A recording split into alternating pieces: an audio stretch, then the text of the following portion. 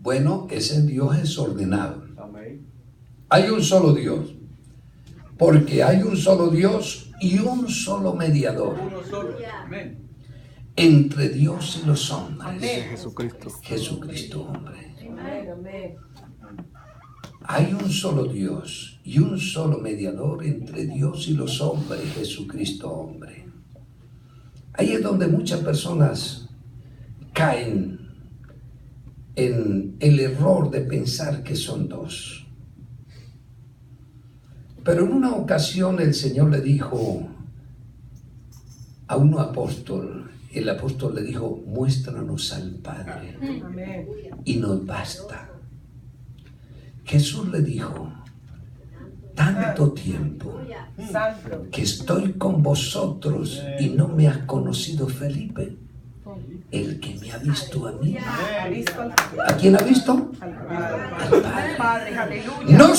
No cree que yo soy en el Padre y el Padre en mí. Las palabras que yo os hablo no las hablo por mi propia cuenta, sino el Padre que mora en mí. Él hace las obras. El Padre, Dios, que es Espíritu, que mora en Él. Él hace las obras. Porque la mayoría de religiones creen que el Padre es una persona. Y no es así. El Padre, que es Dios, es Espíritu. Amén. En el principio, el Espíritu de Dios se movía sobre la faz de las aguas. Jesús dijo, mire, yo mismo soy, porque un espíritu no tiene carne ni hueso. Amén. Dios es Espíritu. Y los que le adoran en espíritu y en verdad, es necesario que le adoren.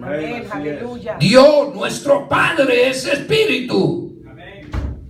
Y los que le adoran en espíritu y en verdad, es necesario que le adoren. Amén, amén. Es bueno cuando nosotros adoramos a Dios. Yo cuando veo todas esas religiones extrañas y que ellos brincan y hacen tantas cosas, y nosotros que tenemos la verdad no podemos estar apagados. Tenemos que tener el fuego de Dios. Tenemos que tener el Espíritu de Dios. Esa alabanza, ese gozo, esa alegría. No es que vamos a comer pasto o que nos van a dar una cachetada. No, hermano, necesitamos es el poder del Espíritu de Dios. Romper aún con nuestra manera de ser. Porque a veces nosotros somos como indiferentes. No nos mueve nadie. Pero qué bueno cuando podemos adorarle a Él como Él se lo merece. Somos privilegiados. Entender que Dios es uno es un privilegio. Hay más de 50 referencias en la Biblia que enseñan que Dios es uno. Que Dios es uno solo y que no hay otro. Hay más de 50. Ninguna otra verdad de las Escrituras destaca más que la unidad de Dios. No hay otra. La unidad de Dios es una verdad especial que fue entregada, que fue encargada a la nación de Israel. Por eso le dice, oye Israel, Jehová nuestro Dios, Jehová uno es. Israel. Nosotros no teníamos esa verdad. Amén, así es. Esa verdad permaneció en Israel. Cuando Dios llama a Moisés, cuando Dios llama a Abraham, en Abraham estaba todo eso. Dios le abrió el entendimiento y ahora nació una Israel. De Abraham nació Isaac, de Isaac Jacob, de Jacob las 12 tribus, y de ahí se extendió la nación de Israel y ahí nació Moisés. Y a Moisés se le dio todo eso. Dios le dio a Israel para que preservara entre las naciones de la tierra. Y esta fue la revelación grande que Dios le dio a Abraham y que fue transmitida a la nación entera de Israel como por un encargo sagrado. Todo el Antiguo Testamento, en la mayoría de libros, a partir de Génesis en adelante, se trata con la nación de Israel. El Antiguo Testamento. Y ellos fueron escogidos como una nación, un pueblo especial, una nación especial. Y Dios les envió profetas.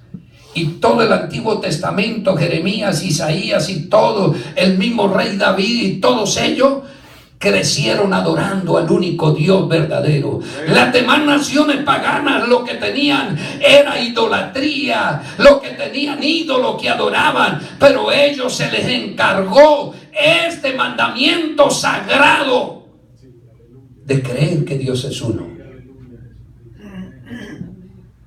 La multiplicación de Dios es una contradicción. Solamente hay un Dios. La unidad de Dios es la gran verdad y el mensaje del Antiguo Testamento que Dios le dio a la nación de Israel. Los judíos, cuando Jesús vino, le quisieron apedrear porque afirmaba ser divino. Y dijeron: por buena obra no te apedreamos, sino porque blasfemia. Aleluya. Porque tú siendo hombre te hace Dios. Aleluya. Los judíos entendieron que Jesús se estaba presentando como Dios. Aleluya. Y la Biblia dice: en el mundo estaba, el mundo por él fue hecho, pero el mundo no le conoció. A los suyos vino y los suyos no le recibieron, mas a todos los que le recibieron, lo que hoy estamos aquí, se nos dio potestad de ser hechos hijos de Dios. Se nos dio esa potestad de ser hechos hijos de Dios. Pero los judíos no aceptaban a Jesús, porque siendo hombre se hacía pasar por Dios. Lo que ellos no entendieron era que Él era Dios manifestado en carne. Amén, aleluya. Pero nosotros lo entendemos. Amén. Y sabe que la nación de Israel al final tiene que reconocer eso. Así es. Amén. Así es. Hay algunos escritos en internet que dice que uno de los rabinos principales de Israel empezó a hablar en unas lenguas extrañas y todos los demás rabinos se sorprendieron, porque lo que decía ese rabino era que Jesucristo era Dios en otras lenguas. Recibió el Espíritu Santo. Recibió el Espíritu Santo. Esto quiere decir que el Señor está cerca por su iglesia. Aleluya. El Señor está cerca por su pueblo. Ese rabino empezó a hablar en lenguas extrañas y los demás rabinos se sorprendieron porque interpretaron y empezaron a entender que el rabino decía: Jesucristo es Dios, Jesucristo es Dios y Él viene por su pueblo. Y eso lo guardaron, eso lo ignoraron, eso lo mantuvieron en secreto. Pero nadie podrá detener la palabra de Dios. Nadie podrá ocultarlo de Dios. Ese es el Dios que nosotros creemos. Ese Dios que va a derramar el avivamiento en los últimos tiempos. A veces los hombres quieren secuestrar la verdad, pero no pueden secuestrar la verdad. Los hombres quieren decir: yo tengo la verdad y ninguna religión más tiene la verdad. Solamente nosotros, la organización mía, los demás no. Eso no es así. Eso se le reveló Él al quien quiere.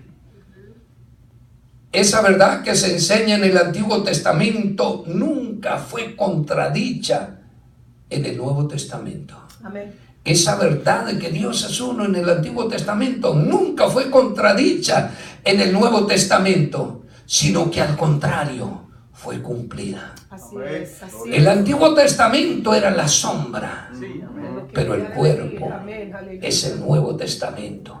Se cumplió en Jesucristo, porque todo el Nuevo Testamento habla de el cumplimiento. Ahí estaba. Era necesario que Jesucristo fuera hecho carne. Era necesario. Amén. Porque la única manera de que Dios podía salvar al hombre era a través del pariente cercano.